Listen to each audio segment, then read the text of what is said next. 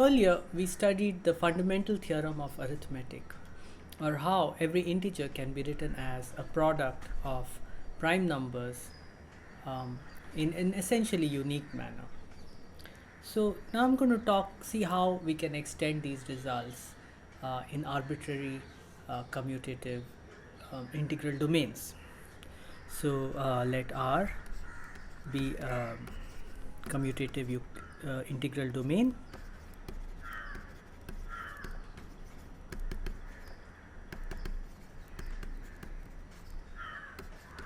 And we want an analog of the notion of a prime. One way to generalize a prime number is the notion of an irreducible element. An element x belongs to R is said to be irreducible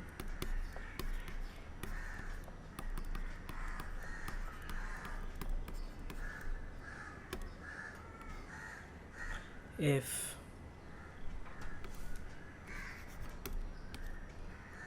whenever x equals AB, either A is a unit or B is a unit. So prime numbers are obviously irreducible. If you try to write them as a product of two integers, then one of those integers must be a unit.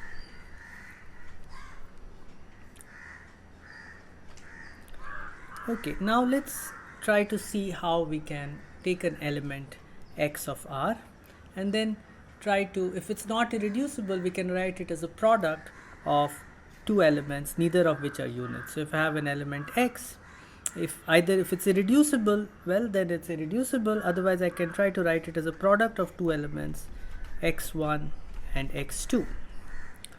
Now it could happen that both x1 and x2 are irreducible, in which case we have factored x into irreducibles. Otherwise, at least one of these would not be irreducible, or maybe both are not irreducible. So suppose x1 is not irreducible, then I can try to factor that further into x11 and x12.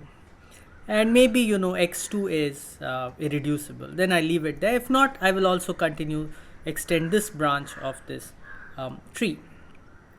And let's say x11 is irreducible but x12 is not, then I can write it as x121, x122, and so on.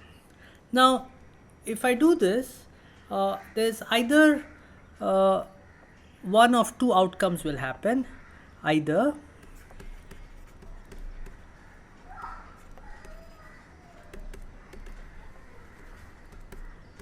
the process ends. So for example, if this process has ended at this stage, that is all these elements x11, x12, x121, x122, x2 are irreducible, then x has been written as a product x11, x12, x121, x122, x2.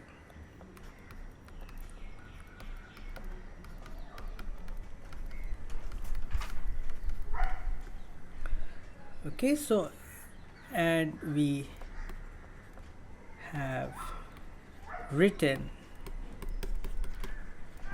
x as a product of irreducibles, or the process continues indefinitely.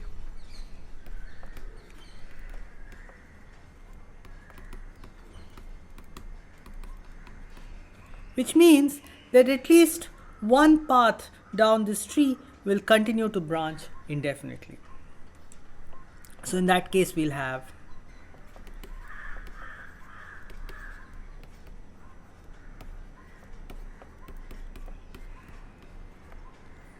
x is, I'll write down the element which is not irreducible, the branch which is not irreducible. The first time I'll call that A1, and the other branch I'll call x1. Now a1 is not irreducible, maybe x1 is also not irreducible, but this is the one I'll choose to factor further. And so then this will become a2 x2 x1, and again this one is not irreducible, then we'll get a3 x3 x2 x1 and so on. So in this example I'd start with x1 x2, so a1 would be x1 and x2 would actually be a1 and x2 would actually be x1, and then and so on, and none of these guys are units.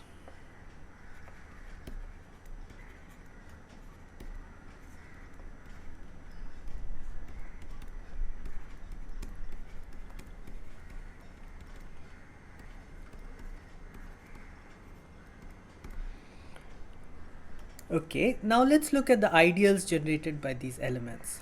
So we have the ideal generated by x, and that is certainly contained in the ideal generated by a1, right? And cannot be equal because x1 is also not a unit. So this is a strictly larger ideal, and this is contained in the ideal generated by a2, and this is contained in the ideal generated by a3, and so on. What we get is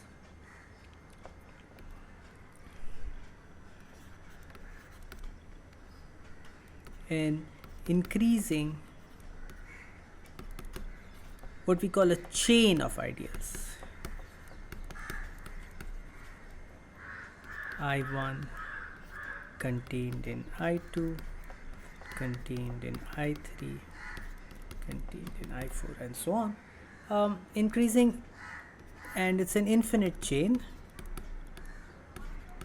and it's a strictly increasing infinite chain.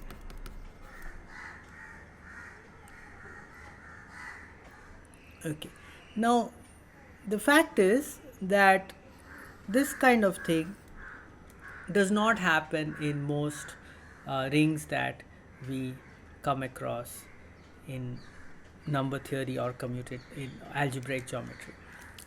So this condition was made somewhat abstract by Emmy Noether, who may be considered the mother of ring theory. She was one of the pioneers in abstracting properties of rings, and she came up with this condition called the ascending chain condition on a ring. And the ascending chain condition, or it's now called the Noetherian condition in her honor,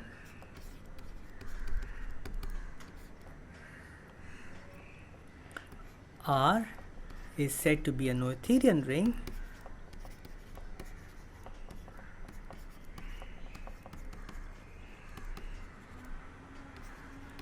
if basically this kind of thing of having an strictly increasing infinite chain of ideals cannot happen. If whenever we have ideals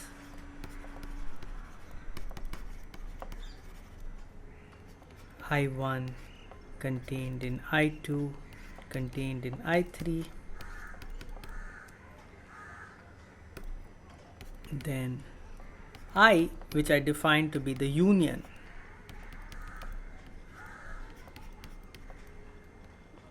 is equal to ik for some k. So whenever we have an increasing chain of ideals, it must stabilize at some point. So you cannot have this strictly increasing infinite chain of ideals. Okay, this is the Noetherian condition. It's named after Emmy Noether.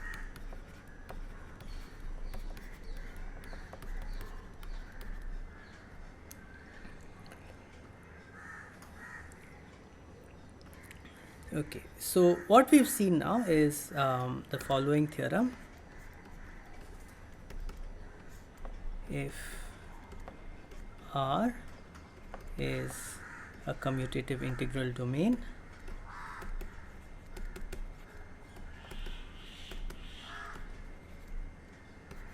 that is also Noetherian,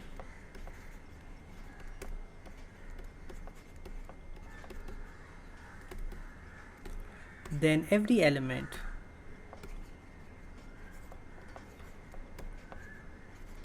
X belongs to R admits a decomposition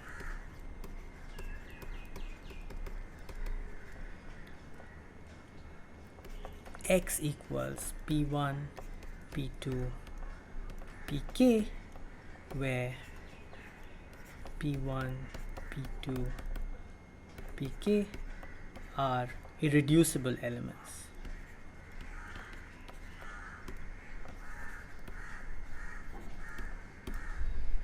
A principal ideal domain is an integral domain where every ideal is generated by a single element.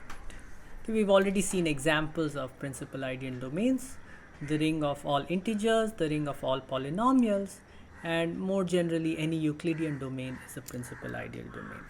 Let me just write this down for you. An integral domain, a commutative integral domain,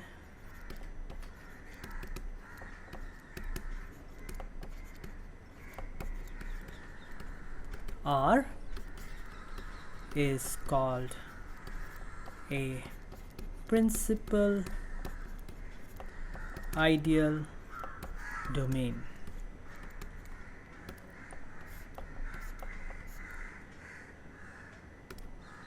And this is usually abbreviated to PID if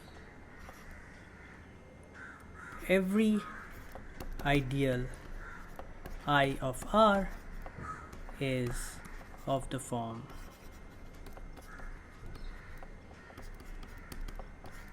it's singly generated, it's generated by a single element of A for some A in R.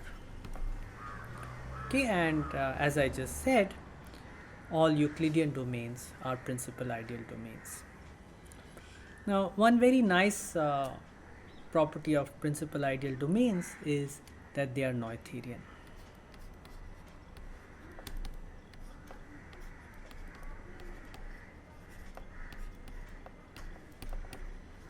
Every principal ideal domain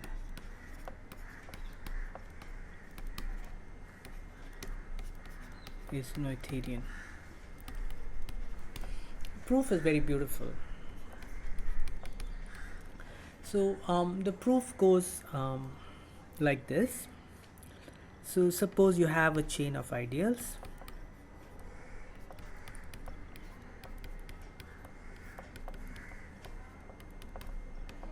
Is a chain of ideals in R.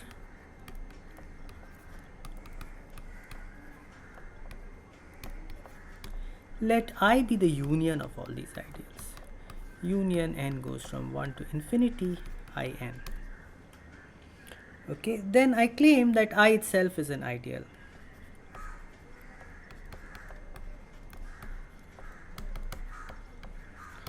Because if A belongs to I, then A belongs to ik for some k.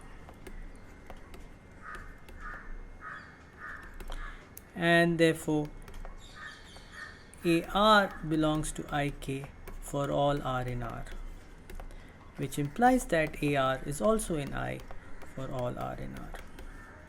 Okay, therefore I satisfies the condition of being an ideal. But I is an ideal in R, and every ideal in R is principal. So I itself is generated by some element. Let's call it A0. Okay, and A0, well, A0 is in I, which means that A0 is in ik for some k greater than or equal to 1, which means that ik is equal to I, because A0 is in ik and A0 generates all of I. So certainly ik is equal to I, and this proves the theorem. So it's a very simple proof and just comes from the fact that an infinite union of a chain of the union of an infinite chain of ideals is again an ideal.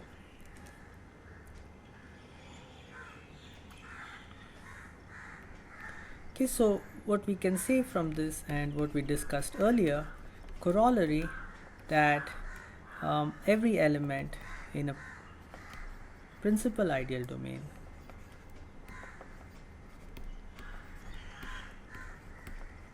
can be written as a product of irreducible elements.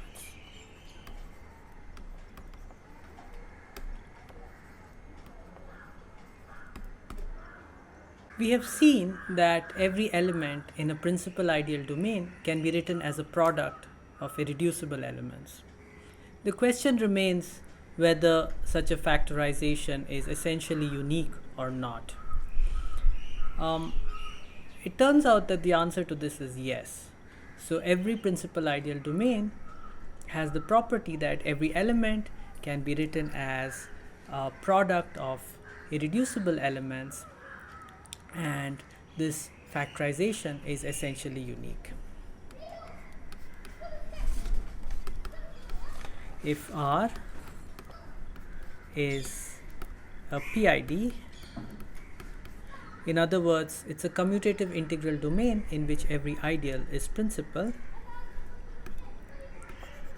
then every x in R can be written as x equals p1, p2, pk, where pi are irreducible. The uniqueness needs to be formulated a little more carefully.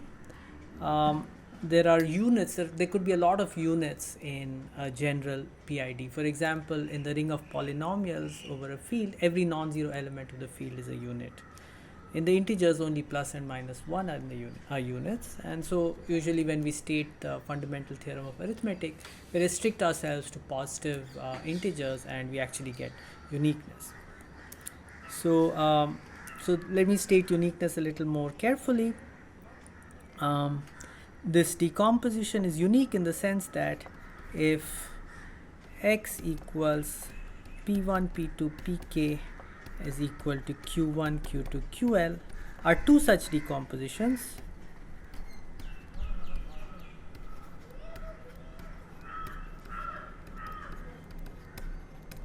then k equals L, and the q1, q2, ql can be reordered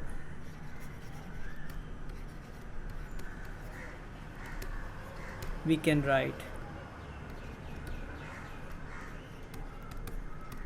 qi equals pi times ui for some units u1, u2, uk of R. So the factorization is unique up to multiplication by units. Okay, we've already seen the existence of the factorization. What we need to check now is the uniqueness. Now the proof of uniqueness is very similar to the proof of uniqueness that I did for integers, and so I'm just going to tell you one or two key steps in that proof which need to be generalized from integers to general principal ideal domains. So the key property that you need to generalize is the following. So theorem, if R is a PID and you have some element m in R and p in R where p is irreducible,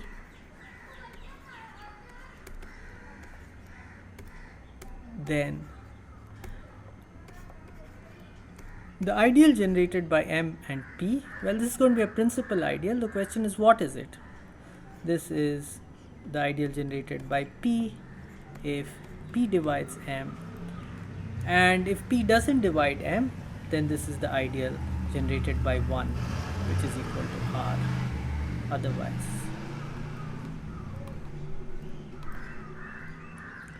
And the proof goes as follows. Well, so we know that the ideal generated by MP is a principal ideal. So it's generated by some element Q, say. Okay. So what this means is that P is equal to Q times something, because P lies in the ideal generated by Q. So P is Q times some element U. So now there are two cases. Case 1, if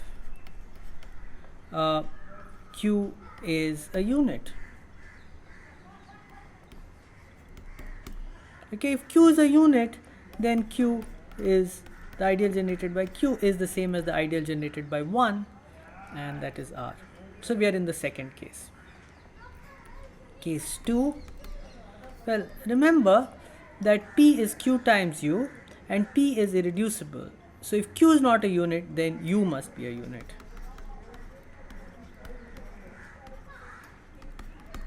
Then we know that Q is QU, which is P. And so we are in the first case. Okay.